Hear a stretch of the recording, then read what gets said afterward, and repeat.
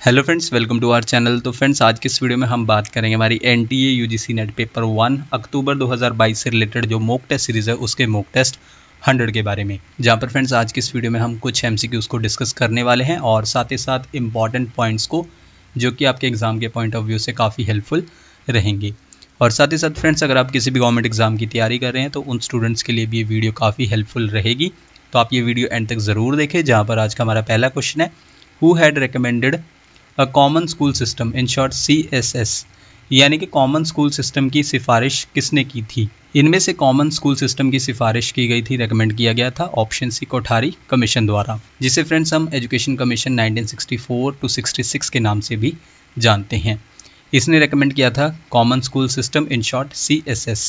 जहाँ पर friends common school system क्या है, इन शॉर्ट CSS क्या है, ये प्रोवाइड करता है एजुकेशन की, जहाँ पर एजुकेशन की जो क्वालिटी है, गुणवत्ता है, वो इक्विटेबल हो, यानी कि न्याय संगत हो, फेयर हो। इन शॉर्ट आप कह सकते हैं कि किसी भी तरह का डिस्क्रिमिनेशन ना हो, किससे रिलेटेड, कास्ट से रिलेटेड, क्रीड यानी कि धर्म से जुड़ा ना हो, community, language, gender, economic condition, social status या फिर फिजिकल मेंटल एबिलिटी, जहाँ पर इन सभी चीज़ों से रिलेटेड जो है किसी भी तरह का डिस्क्रिप्शन या फिर रेसिज्म ना हो क्वालिटी एजुकेशन प्रोवाइड करने में। जैसे कि एक ही क्लास में अपर क्लास को अलग से पढ़ाया जा रहा हो या फिर एजुकेशन में धर्म से रिलेटेड भेदभाव किया जा रहा हो, तो ऐसा बिल्कुल ना हो।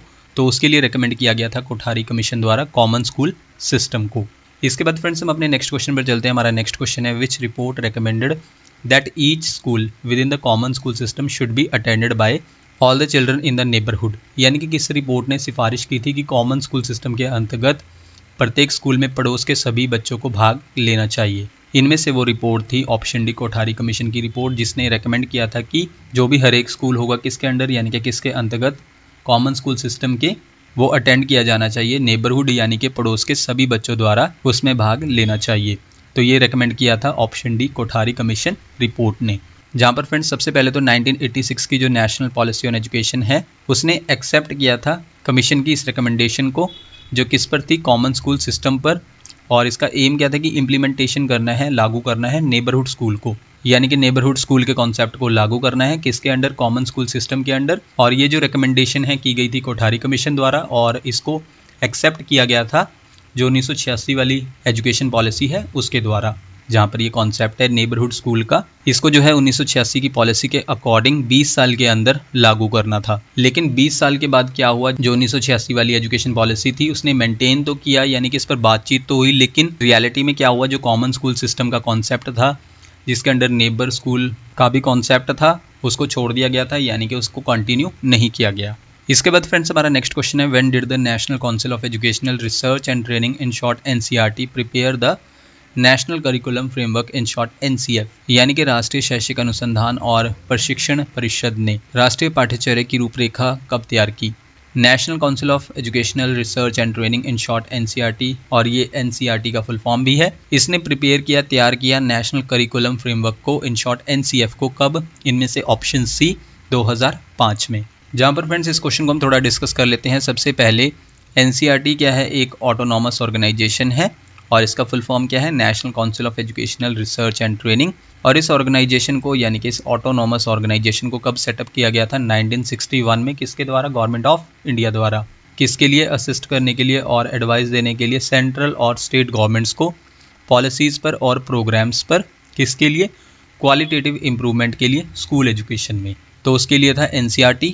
इसके बाद नेक्स्ट पॉइंट में अगर हम मेजर ऑब्जेक्टिव्स के बारे में बात करें NCERT के, तो वो कुछ इस तरह से है कि प्रिपेयर करना और पब्लिश करना मॉडल टेक्स्ट बुक्स को, साथ ही साथ सप्लीमेंट्री मटेरियल प्रोवाइड करना, न्यूज़ लेटर्स, जर्नल्स यानी कि पत्रिकाएं, और डेवलप करना एजुकेशनल किट्स, और साथ ही साथ प्रोवाइड करना मल्टीमीडिया डिजिटल मटेरियल्स एटसेट्रा। ये सभी मेजर ऑब्जेक्टिव्स थे किसके, NCERT के। इसके बाद फ्रेंड्स हमारा नेक्स्ट पॉइंट है, जहाँ पर हमने इसी क्वेश्चन में बात की थी NCF के बारे में, यानी कि नेशनल करिकुलम फ्रेमवर्क के बारे में, जिसको तैयार किया गया था NCERT द्वारा। तो इसकी मेजर रिकमेंडेशंस क्या थी, और ये जो रिकमेंडेशंस हैं किसको संबोधित करती हैं, किसको एड्रेस करती हैं, एलिमेंट्री एजुकेशन को। जहाँ पर नंबर 1 पॉइंट पर प्रमुख सिफारिश क्या थी कि रिड्यूस करना है करिकुलम लोड को, यानी कि पाठ्यक्रम लोड को कम करना है, जो किस पर आधारित था, लर्निंग विदाउट बर्डन पर। इसके बाद नंबर 2 पर मेजर रिकमेंडेशन थी कि इंश्योर करना है क्वालिटी एजुकेशन सभी बच्चों के लिए। इसके बाद फ्रेंड्स हम अपने नेक्स्ट क्वेश्चन पर चलते हैं, एज पर यूनेस्को यानी कि United Nations Educational Scientific and Cultural Organization, India will achieve universal literacy in the year dash, यानी कि यूनेस्को संयुक्त राष्ट्र शैक्षिक वैज्ञानिक और सांस्कृतिक संगठन के अनुसार भारत किस वर्ष तक सार्वभौमिक साक्षरता हासिल करेगा। इनमें से वो साल है ऑप्शन सी 2060, किसके अकॉर्डिंग, यूनेस्को के अकॉर्डिंग कि इंडिया जो है अचीव करेगा यूनिवर्सल लिटरेसी कौन से साल तक, 2060 तक। सबसे पहले फ्रेंड्स इस क्वेश्चन में इंटरनेशनल लिटरेसी डे यानी कि अंतर्राष्ट्रीय साक्षरता दिवस, इसको हम हर साल सेलिब्रेट करते हैं 8 सितंबर को। इसके बाद इंटरनेशनल लिटरेसी डे, इसकी स्थापना हुई थी जब अनाउंसमेंट की गई थी United Nations Educational Scientific and Cultural Organization in short UNESCO द्वारा, कब, 1966 में। देन इसके बाद जो है पहला इंटरनेशनल लिटरेसी डे को सेलिब्रेट किया गया उससे अगले साल 1967 में, 1967 में। और फ्रेंड्स हमें इस साल का थीम भी पता होना चाहिए कि इंटरनेशनल लिटरेसी डे 2022 का थीम क्या है, ट्रांसफॉर्मिंग लिटरेसी लर्निंग स्पेसिस, तो ये इस साल का थीम है। इसके बाद हम अपने नेक्स्ट पॉइंट पर चलते हैं। नेशनल लिटरेसी मिशन, इसको भी लॉन्च किया गया था 1988 में, जिसे जो है साक्षर भारत प्रोग्राम के नाम से जाना जाता है और इसको रन किया जाता है नेशनल लिटरेसी मिशन अथॉरिटी द्वारा। नेक्स्ट पॉइंट है फ्रेंड्स, एवरेज लिटरेसी रेट की अगर हम बात करें इंडिपेंडेंस से लेकर यानी कि भारत की आज़ादी से लेकर, जहां पर सबसे पहले 1951 में लिटरेसी रेट क्या था कंट्री का, 18.33% जो है लिटरेसी रेट था 1951 में, यानी कि 1951 की जनगणना के अनुसार सेंसस के अकॉर्डिंग। देन इसके बाद लास्ट सेंसस हुआ था 2011 में, उसके अकॉर्डिंग लिटरेसी रेट कितना था, 74.04%। और अगर हम 2011 की जनगणना के अनुसार 2001 के सेंसस के बारे में बात करें तो जो लिटरेसी रेट है उसमें 9.2% का इंक्रीज हुआ था अगर 2001 की जनगणना से कंपेयर करें। इसके बाद फ्रेंड्स नेक्स्ट पॉइंट में सेंसस 2011 के अकॉर्डिंग क्या है कि लिटरेसी रेट भारत का 74.04% था, जिसमें मेल्स का कितना था 82.14% और फीमेल्स का 65.46%। ये लिटरेसी रेट है एज पर सेंसस 2011, जहां पर केरल फर्स्ट पोजीशन पर रहा लिटरेसी रेट में और उसका लिटरेसी रेट कितना था 93.91%। इसके बाद फ्रेंड्स इसी क्वेश्चन में जो लिटरेसी गोल्स हैं वो सिग्निफिकेंट पार्ट हैं यानी कि इम्पॉर्टेंट पार्ट हैं किसका, United nation sustainable development goals का, जहां पर फ्रेंड्स सस्टेनेबल डेवलपमेंट गोल्स जो है आपका पेपर 1 इन्वायरमेंट का टॉपिक है। तो सस्टेनेबल डेवलपमेंट गोल 4 के बारे में हम बात कर लेते हैं, क्योंकि जो सस्टेनेबल डेवलपमेंट गोल 4 है वही एजुकेशन से रिलेटेड है। सबसे पहले इसे हम SDG 4 के नाम से भी जानते हैं और ग्लोबल गोल 4 के नाम से भी जानते हैं। और ये किसके बारे में है, क्वालिटी एजुकेशन के बारे में है। SDG 4 जो हमारे 17 सस्टेनेबल डेवलपमेंट गोल्स हैं उनमें से, और इनको इस्टेब्लिश किया गया था यूनाइटेड नेशंस द्वारा, कब, सितंबर 2015 में। इसके बाद जो पूरा टाइटल है किसका, SDG 4 का, वो क्या है, ensure inclusive and equitable quality education and promote life long learning opportunities for all, यानी कि एक फेयर क्वालिटी एजुकेशन प्रोवाइड करना है और प्रमोट करना है जो लाइफ लॉन्ग लर्निंग अपॉर्चुनिटीज़ है सभी के लिए। तो ये है SDG 4। इसके बाद फ्रेंड्स जो SDG 4 है उसमें 7 आउटकम ओरिएंटेड टारगेट्स हैं, जहां पर नंबर 1 टारगेट क्या है, free primary and secondary education, यानी कि मुफ्त प्राथमिक और माध्यमिक शिक्षा। सेकेंड जो आउटकम ओरिएंटेड टारगेट है वो है SDG 4 का equal access to quality pre primary education, यानी कि सभी बच्चों का इक्वल एक्सेस हो, इक्वल पहुंच हो, किस तक, क्वालिटी प्री प्राइमरी एजुकेशन तक, जहां पर फ्रेंड्स प्री प्राइमरी एजुकेशन में नर्सरी, UKG, LKG इंक्लूड है, तो इसमें हर एक बच्चे का इक्वल एक्सेस हो। थर्ड है affordable technical vocational and higher education, यानी कि प्रोवाइड की जाए अफोर्डेबल टेक्निकल वोकेशनल और हायर एजुकेशन। फोर्थ पर है increased number of people with relevant skills for financial success, यानी कि इंक्रीज करना है नंबर ऑफ पीपल में जिनके पास रेलेवेंट स्किल्स हों, यानी कि प्रॉपर स्किल्स हो, ताकि उनको फाइनेंशियल सक्सेस अपनी लाइफ में मिल सके। इसके बाद फिफ्थ पर टारगेट है elimination of all discrimination in education, यानी कि शिक्षा में सभी भेदभाव का उन्मूलन, उसको समाप्त करना, यानी कि एजुकेशन में शिक्षा में किसी भी तरह का भेदभाव ना हो। सिक्स्थ पर है यूनिवर्सल लिटरेसी एंड न्यूमरेसी, यानी कि सार्वभौमिक साक्षरता और संख्यात्मकता को हासिल करना, यानी कि सभी सक्षम हो, जिनके पास रीडिंग एबिलिटी हो, राइटिंग एबिलिटी हो और साथ ही साथ बेसिक कैलकुलेशंस कर सकें। इसके बाद हमारा नेक्स्ट 7th टारगेट है जो कि SDG 4 के अंडर है, education for sustainable development and global citizenship, यानी कि सतत विकास और वैश्विक नागरिकता के लिए शिक्षा। तो फ्रेंड्स ये 7 आउटकम ओरिएंटेड टारगेट्स थे। देन इसके बाद नेक्स्ट पॉइंट में हम 3 मीन्स ऑफ अचीविंग टारगेट्स के बारे में बात करेंगे, यानी कि लक्ष्य प्राप्त करने के साधन के बारे में बात करेंगे। ये भी जो है सस्टेनेबल डेवलपमेंट गोल 4 के अंडर है, जहाँ पर सबसे पहले तो क्या है, बिल्ड करना और अपग्रेड करना इंक्लूसिव एंड सेफ स्कूल्स को, यानी कि सुरक्षित स्कूलों का निर्माण करना है और उनको अपग्रेड करना है। इसके बाद सेकंड पर मीन्स ऑफ अचीविंग टारगेट है एक्सपैंड हायर एजुकेशन स्कॉलरशिप्स, यानी कि जो उच्च शिक्षा छात्रवृत्ति है उसका विस्तार करना है, उसको फैलाना है। कहाँ पर? डेवलपिंग कंट्रीज में, यानी कि जो विकासशील देश हैं वहाँ पर। और third means of achieving target है इंक्रीज करना है सप्लाई में क्वालिफाइड टीचर्स की। कहाँ पर? डेवलपिंग कंट्रीज में, यानी कि विकासशील देशों में योग्य शिक्षकों की आपूर्ति को बढ़ाना है। तो फ्रेंड्स ये 3 मीन्स ऑफ अचीविंग टारगेट्स हैं SDG 4 के अंडर, यानी कि ये 3 लक्ष्य प्राप्त करने के साधन हैं।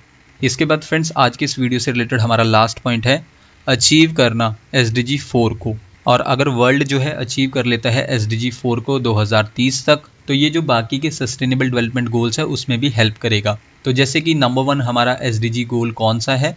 इरेडिकेट पॉवर्टी, गरीबी को ख़त्म करने में मदद करेगा SDG 4। देन इसके बाद SDG 5 को भी अचीव कर लिया जाएगा इससे, जहाँ पर SDG 5 क्या है? अचीव करना जेंडर इक्वालिटी, यानी कि लैंगिक समानता को हासिल करना। देन इसके बाद SDG 3 को भी हेल्प मिलेगा, जहाँ पर SDG 3 क्या है? इंश्योर करना good health and wellbeing. Next है SDG 10, यानी कि SDG 10 किससे रिलेटेड है? रिड्यूस करना इनइक्वालिटीज़ को कंट्रीज़ के बीच में, तो इसमें भी हेल्प करेगा SDG 4। नेक्स्ट है SDG 8, और SDG 8 क्या है? प्रमोट करना sustain inclusive and sustainable economic growth and decent work for all. तो ये है हमारा सस्टेनेबल डेवलपमेंट गोल 8, यानी कि ग्लोबल गोल 8 है, तो इसमें भी हेल्प करेगा ग्लोबल गोल 4। नेक्स्ट है SDG 9, और SDG 9 क्या है? बिल्ड करना रिजिलियंट इंफ्रास्ट्रक्चर और फोस्टर करना इनोवेशन को, यानी कि इनोवेशन को बढ़ावा देना। ये है SDG 9।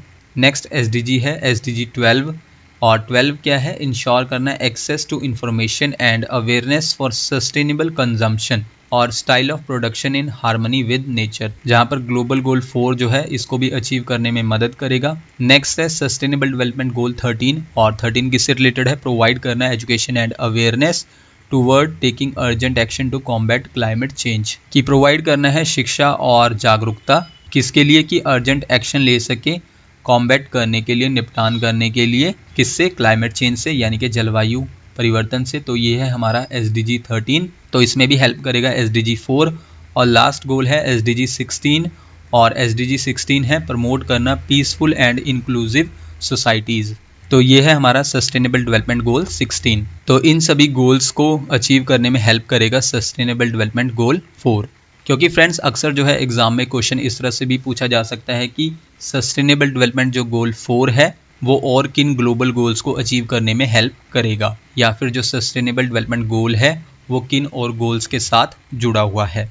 इस तरह से क्वेश्चंस फ्रेंड्स अक्सर एग्जाम में पूछे जाते हैं। तो फ्रेंड्स ये थी आज की हमारी वीडियो, जहाँ पर फ्रेंड्स अगर आप हर एक वीडियो की जो PDF है वो फ्री ऑफ कॉस्ट चाहते हैं, यानी कि अब तक हम 100 मॉक टेस्ट प्रोवाइड करवा चुके हैं पेपर 1 अक्टूबर 2022 के लिए, और साथ ही साथ प्रैक्टिस सेट भी प्रोवाइड करवा चुके हैं। तो अगर आप इन 100 मॉक टेस्ट और साथ ही साथ प्रैक्टिस सेट की PDF फ्री ऑफ कॉस्ट चाहते हैं तो उसके लिए आप हमारे टेलीग्राम ग्रुप को ज्वाइन कर सकते हैं। टेलीग्राम ग्रुप को ज्वाइन करने के लिए आपको क्या करना होगा? सबसे पहले तो आपको अपने टेलीग्राम में जाना होगा और टॉप पर सर्च करना होगा चैनल का नाम। चैनल का नाम है keep learning keep growing. Search करने के बाद फ्रेंड्स आपको चैनल शो हो जाएगा, जहां पर आप चैनल के ग्रुप पर क्लिक करके उस ग्रुप को ज्वाइन कर सकते हैं। और फ्रेंड्स आपको वही ग्रुप ज्वाइन करना है जिसके अप्रॉक्सीमेटली 7000 सब्सक्राइबर्स हैं या फिर फॉलोअर्स हैं। वहाँ पर फ्रेंड्स आपको हर एक मंथ के एंड में हर एक वीडियो की PDF जो है वो फ्री ऑफ कॉस्ट प्रोवाइड करवा दी जाएगी। नेक्स्ट वीडियो फ्रेंड्स आपको जल्दी चैनल पर मिल जाएगी। So thank you friends for watching this video.